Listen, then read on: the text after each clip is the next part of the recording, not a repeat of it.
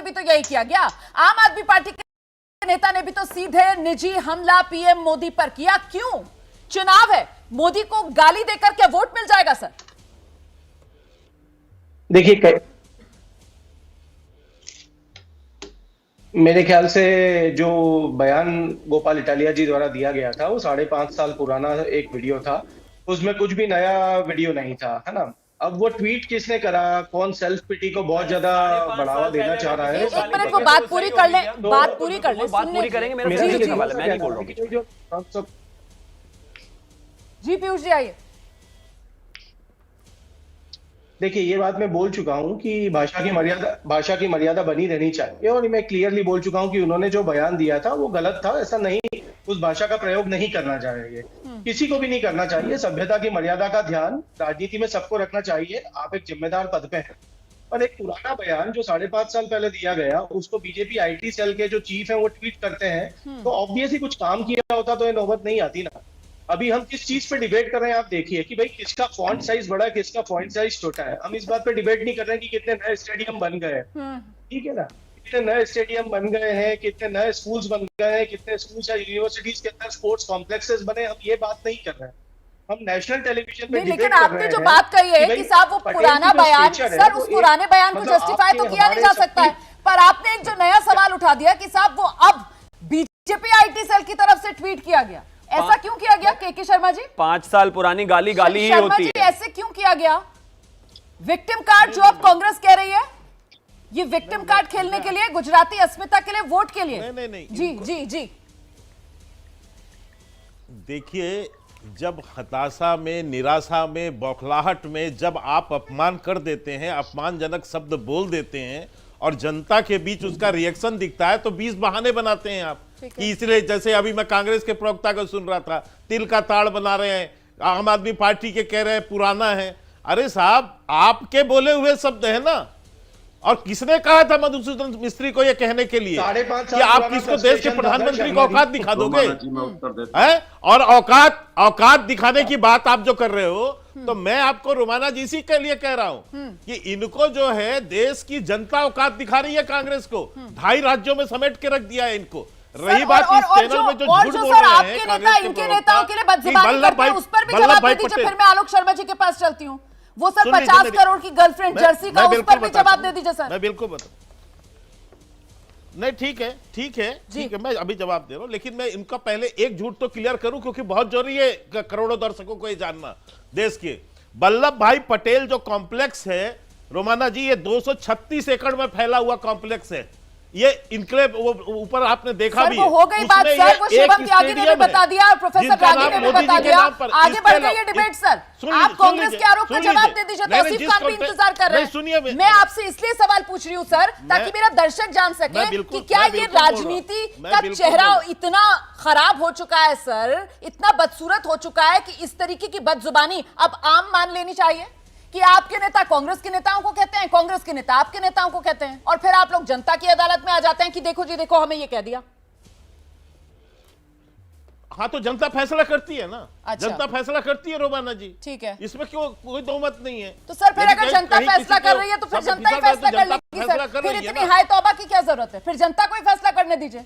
हाँ, तो ठीक है ना, मैं हम यही तो कह रहे। तो मतलब जनता के बीच लेकर जाना है इस मुद्दे को, इसलिए इस मुद्दे को उठाया जा रहा है। ठीक है, तो मतलब जनता के बीच लेकर जाना चाहते हैं। ये मुद्दा भावनात्मक मुद्दा है। लोकतंत्र में तो जनता ही, लोकतंत्र में तो नहीं, लोकतंत्र में तो जनता ही जनार्दन है। हाँ। वही तो सब कुछ है। हाँ। निर्णायक वही है। ठीक है, यदि देश के इतने लोकप्रिय प्रधानमंत्री का अपमान होगा, उनको औकात दिखाने की धमकी दी जाएगी, तो देश की जनता उसका जवाब देगी। पिछले टर्म में भी, कई टर्मों में उनको एक नहीं सैकड़ों बार गालियां बकी गई हैं।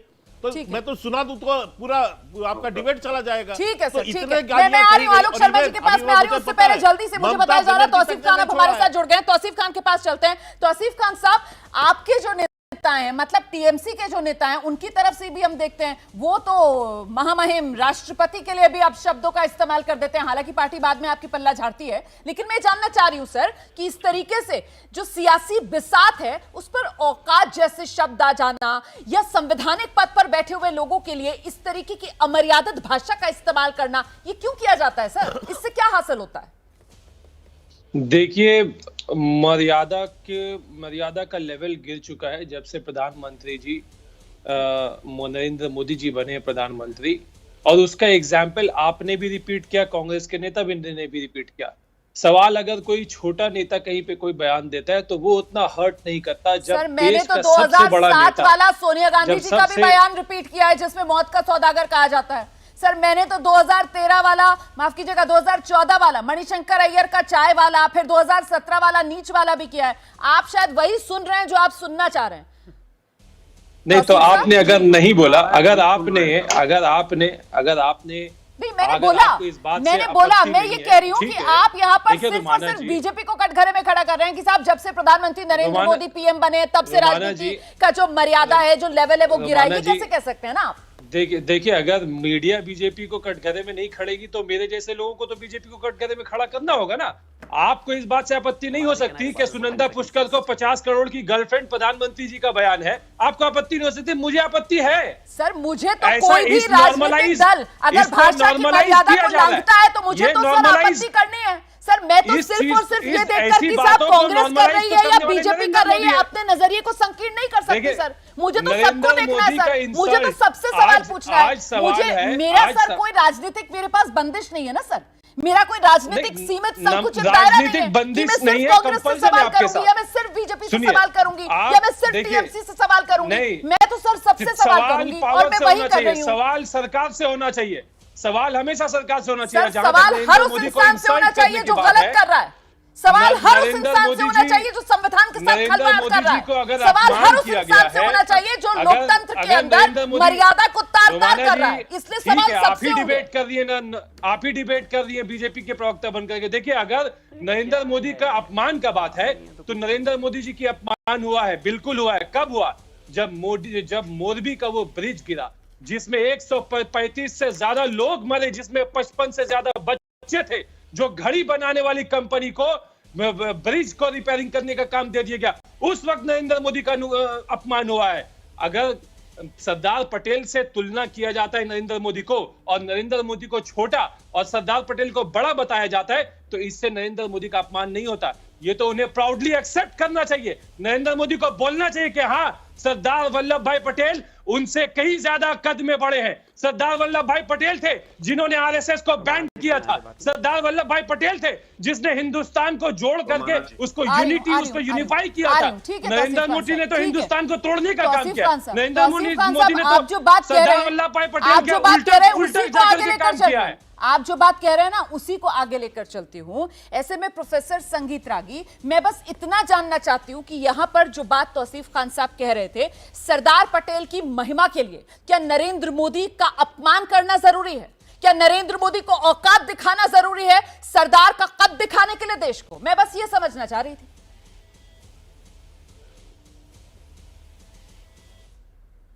मोदी जी को तो चाहिए कि अपना नाम हटा दें स्टेडियम से। अब सर प्रोफेसर रागी को सुन लीजिए। व्यक्तित्व हैं जिनका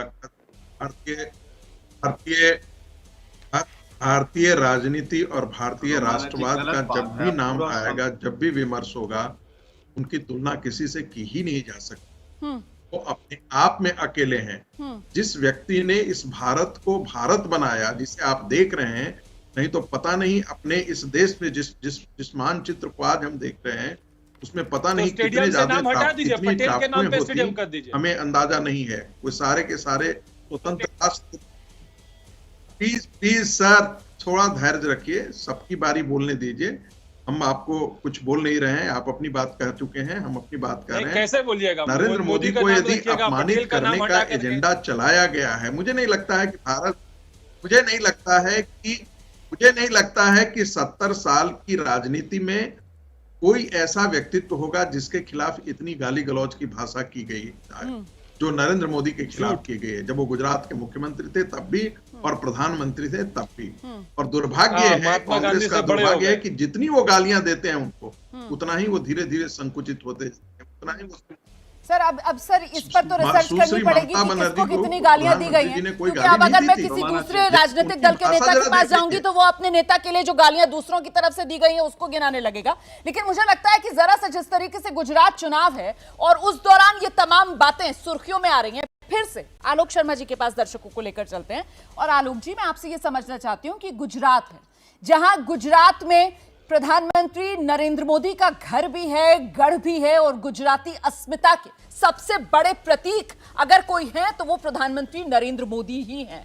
तो क्या ये कांग्रेस की मजबूरी माना जाए कि सरदार पटेल को लाकर सरदार पटेल का कद ऊंचा दिखाने के लिए नरेंद्र मोदी को औकात जैसे शब्द कांग्रेस को कहने पड़ रहे हैं? सर देखिए, मुझे लगता है कि अगर कहीं पर किसी अस्मिता की बात करते हैं तो इस गुजरात जो है बापू का और सरदार पटेल का, लेकिन आजकल के मीडिया को शायद मोदी जी से आगे कुछ समझ नहीं आता है, इसलिए आप कह रहे हैं कि वो अस्मिता गुजरात की जो है वो मोदी जी से ही जुड़ी हुई है। गुजरात अगर है तो बापू और सरदार पटेल का है। अब वापस आते हैं, सबसे पहली चीज तो ये है, अस्मिता तब नहीं गिरी जब डॉलर 84 के पार चला गया। भूखमरी के इंडेक्स में जिस देश के प्रधानमंत्री ने देश को नीचे पहुंचा दिया हो तब अस्मिता नहीं गई देश की। 6.5 करोड़ लोग गरीबी रेखा से नीचे चले गए हो तब नहीं गई अस्मिता।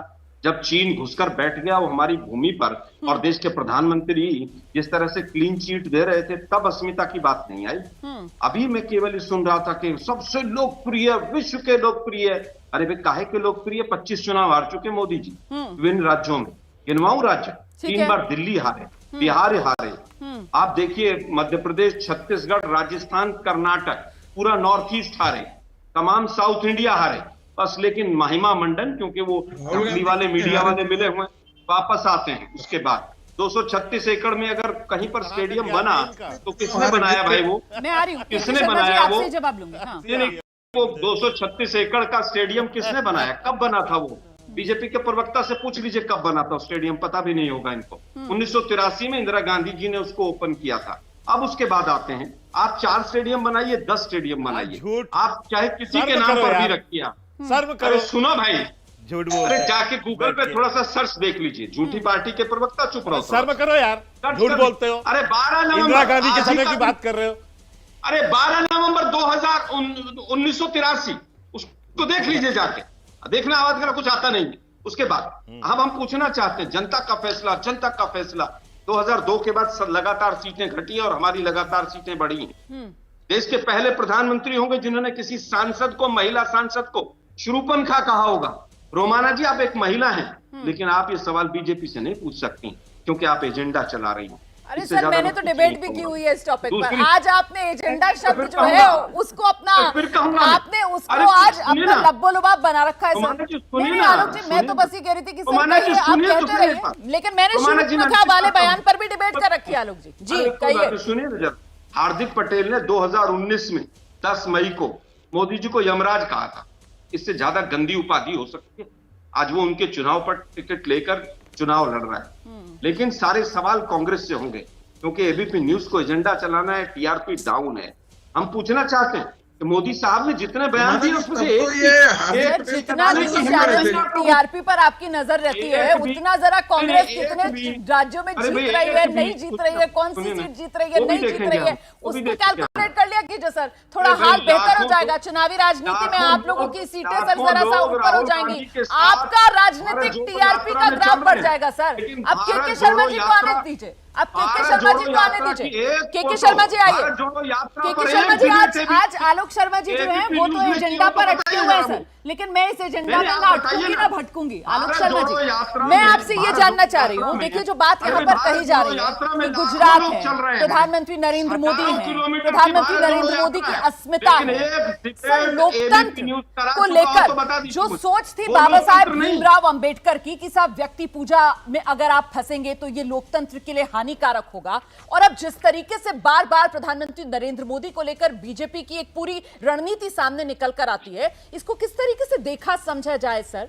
और जिस बात का जिक्र आलोक जी पहले कर रहे थे, हंगर इंडेक्स से लेकर मोरबी पुल हादसे से लेकर डॉलर और रुपए की तुलना को जो उन्होंने सामने रखा है, तो वाकई में क्या इन मुद्दों पर चर्चा नहीं होनी चाहिए? शर्मा जी, के शर्मा जी। देखिए रोमाना जी, पहले तो एक विषय सुन लीजिए जी। कोई व्यक्ति लोकप्रिय होता है तो पार्टी के कारण लोकप्रिय नहीं, ठीक है, वो अपने कार्यों से लोकप्रियता प्राप्त करता है। लोकतंत्र में जनता उसे लोकप्रिय बनाती है। ठीक है, जब पूरा भी भारत उनको लोकप्रियता से उसके प्रति आस्था और विश्वास रखता है कि यदि मोदी है तो कोई चीज जो है नामुमकिन नहीं है। जब इस तरह का विश्वास जनता के बीच में होता है, उनके कामों के, व्यक्ति के कार्य से होता है, मोदी जी के नेतृत्व के प्रति लोगों की विश्वसनीयता है, इसलिए आज वो लोकप्रिय है। उसको व्यक्ति पूजा आप नहीं कर सकते। अब दूसरी बात मैं कहना चाहता हूं, मैंने ये सवाल आपसे इसलिए पूछा के शर्मा जी, मैंने आपसे ये सवाल इसलिए पूछा क्योंकि आपने कहा जनता फैसला करेगी, जनता फैसला करेगी सर, तो जनता तो सब सुन देख रही है, जनता अपने आप फैसला करेगी। फिर बीजेपी की तरफ से इस मामले को इतना क्यों उठाया जा रहा है? और जो हार्दिक पटेल को लेकर यहाँ पर आलोक शर्मा जी की तरफ से बात कही गई कि यही हार्दिक पटेल जो है वो प्रधानमंत्री नरेंद्र मोदी के जिस तरीके का शब्दों का इस्तेमाल करते हैं और फिर वो बीजेपी में शामिल हो गए हैं सर। आइए शर्मा जी, के शर्मा जी। हाँ ठीक है, मैं अभी उस पे आ रहा हूँ, लेकिन एक चीज थोड़ा क्लियर कर दूं, क्योंकि अभी तो कांग्रेस के प्रवक्ता इनको जो अपना ज्ञान दे रहे थे, मैं उसको समझा। कपिल शर्मा ने क्या कहा था? सुन लीजिए professor Ragi, Alok Sharma ji, please K Sharma जी को बोलने दीजिए, दोबारा आऊंगी आपके पास। भाई आलोक शर्मा जी, ये गलत बात है, आपके बारे में कोई बोलता नहीं, आप सबको सुन नहीं रहे हैं। आप आलोक शर्मा जी की आवाज थोड़ी सी कम कीजिए, के शर्मा जी को जवाब देने दीजिए। के शर्मा साहब आइए प्लीज, सर आइए। शर्मा ने मोदी जी पर क्या क्या आरोप लगाए थे, याद है कपिल शर्मा के आरोप आपको? के शर्मा जी आइए। वो लड़की वाली कहानी पूरी सुनाई थी उन्होंने, वो आज बीजेपी बंद में कराइए। शिरोमणि। जी सर, आप ही की आवाज जा रही है होने। के शर्मा जी, ये असल बौखलाहट में है। अरे बौखला हाँ, मैं इतना ही केवल कह दूं कि अभी मैं इनको ज्ञान दे देता हूं, क्योंकि इनके ज्ञान बहुत कम होता है और ये अपनी मूर्खता का पूरा परिचय हर डिबेट में देते हैं। पहले तो मीडिया के ऊपर बोलते हैं, पहले धमकाते हैं, फिर कुछ झूठ बोलते हैं। 1983 में मोटेरा स्टेडियम बना था। ये जो वल्लभ भाई स्पोर्ट्स इनक्लेव है, ये 2015 में इसकी नींव रखी गई। ये मोदी जी का ड्रीम प्रोजेक्ट है, जिसके अंतर्गत ऐसे कई स्टेडियम हैं। टेबल इसमें जो है हॉकी स्टेडियम भी है, फुटबॉल स्टेडियम भी है, टेबल टेनिस स्टेडियम भी है, कई चीज खुले हैं। उसमें एक क्रिकेट का ये भी है। तो इसलिए इनको कुछ जानकारी नहीं है। इनका इनॉग्रेशन 2021 में हुआ। देश के राष्ट्रपति माननीय कोविंद जी थे, कोविंद जी ने जाके इस स्टेडियम का उद्घाटन किया। लेकिन क्योंकि आलोक शर्मा को अपनी मूर्खता का प्रदर्शन करना होता है और इसको झूठ बोलना होता है, इसलिए करते हैं क्योंकि इनको जनता को गुमराह करना है। अब रही बात, मैं आपको बताता हूँ आगे की बात, फिर डिबेट डिरेल हो जाएगी। प्लीज शब्दों का चयन आप लोग बेहतर तरीके से कर सकते हैं। आप लोग इतने ज्ञानी लोग हैं, झूठ बोलते हैं टीवी में, मुझे कहना पड़ता है। प्लीज आइए। अब इसके बाद मैं जानता, मान लीजिए। अब मैं अगली बात करता हूं। आपने कहा यही चीज रोमाना जी आसाम में, यही चीज आसाम में, जब आसाम का चुनाव होगा तो सबसे गरीब राज्य आसाम, उत्तर प्रदेश का यानी चुनाव होगा सबसे गरीब राज्य आसाम। ये जो 24 अकबर रोड में ये लोग बैठ के वो बनाते हैं। अभी हिमाचल के चुनाव में सबसे ज्यादा गरीब राज्य हिमाचल, यही इनको करना है। अब गुजरात का चुनाव आ गया तो गुजरात में करने लगे, लेकिन हर जगह इनको, ठीक है, मुझे छोटे से ब्रेक के लिए यहाँ पर रुकना है, मुझे छोटे से ब्रेक के लिए यहाँ पर रुकना है। मैं लौटूंगी तो मैं सवाल आपको पहले ही बता कर जा रही हूँ। जब मैं लौटूंगी तो मैं ये जानूंगी कि प्रधानमंत्री नरेंद्र मोदी के लिए ये अपशब्द किसको चुनावी फायदा। देखिए, बहुत ही दुर्भाग्यपूर्ण है कि बहस इतने सतही मुद्दों पे होती है। इन मुद्दों पे जेन्युइनली नहीं होती है कि गुजरात के कितने ओलंपिक प्लेयर्स बन रहे हैं और कितने स्टेडियम्स बन रहे हैं। सर समय नहीं है, मुझे और दूसरी बात मेरा सिर्फ इतना सा कहना है, किसको फायदा किसको नुकसान?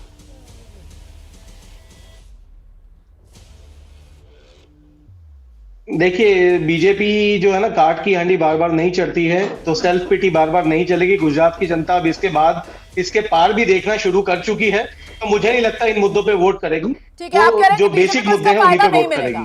बीजेपी को इसका फायदा नहीं मिलेगा, आप ये कह रहे हैं। प्रोफेसर संगीत राग, किससे फायदा किसको नुकसान? बिल्कुल नहीं मिलेगा, बिल्कुल नहीं मिलेगा, बिल्कुल नहीं मिलेगा।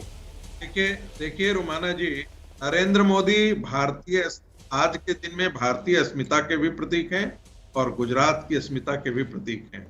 और गुजरात की जनता जो है, जब जब उनके खिलाफ गाली गलौज की भाषा प्रयोग की है, मुझे लगता है कि चुनाव में भारतीय जनता पार्टी बेहतर प्रदर्शन किया है। गुजरात की जनता ने इसका जवाब वोट से दिया है।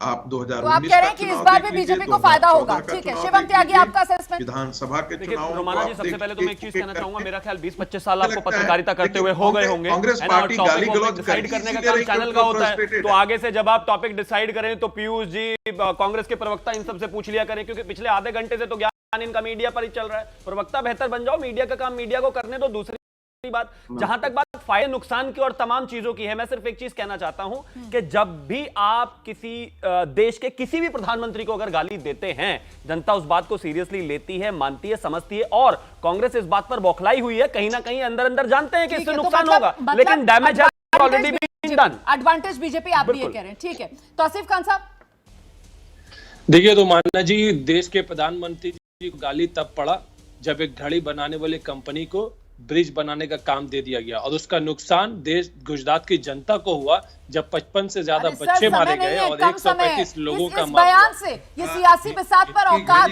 राजनीतिक फायदा किसको किसको नुकसान सर? उस घड़ी इससे नुकसान सिर्फ गुजरात की जनता को है, और इससे राजनीतिक नुकसान उठाएगी बीजेपी, क्योंकि गुजरात की जनता अपना जवाब देगी उन्हीं मुद्दों पे कि भाई यही मोदी का ब्रिज गिराने से उनका बीजेपी को होगा। के शर्मा साहब, जल्दी से, आलोक शर्मा जी के आउटपुट में दिक्कत हो रही है जी। के शर्मा जी,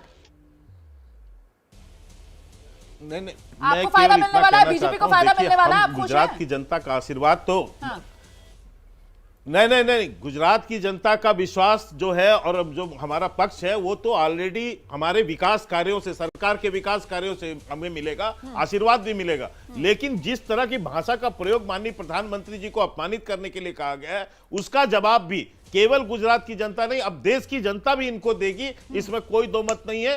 क्योंकि तरह का माननीय प्रधानमंत्री आलोक जी, जल्दी से सर, समय बिल्कुल कम है। आलोक जी, मतलब नुकसान हो रहा है आपको, कांग्रेस की जनता एक जवाब आदत बन चुकी है सर आलोक इस तरह से कांग्रेस की। मैंने अभी बीजेपी के प्रवक्ता की झूठ एबीपी न्यूज निकाल कर ही दिखाई कि 1982 में स्टेडियम बना था, एबीपी की न्यूज दिखाई मैंने। दूसरी चीज, गुजरात की जनता, कोरोना में 4 लाख गुजराती मरे, वो बहुत भारी है उस औकात शब्द से। वो जो सूरत की भट्टी जलकर पिघल कर गिर गई कोरोना में, शमशान की, वो बहुत भारी है। चलिए सर, समय मेरे पास इतना ही है, बहुत बहुत शुक्रिया आप सभी का। तो कुल मिलाकर कांग्रेस की तरफ से कहा जा रहा है कि औकात शब्द इसको लेकर सियासत नहीं कर पाएगी, और बीजेपी की तरफ से कहा जा रहा है कि साहब जनता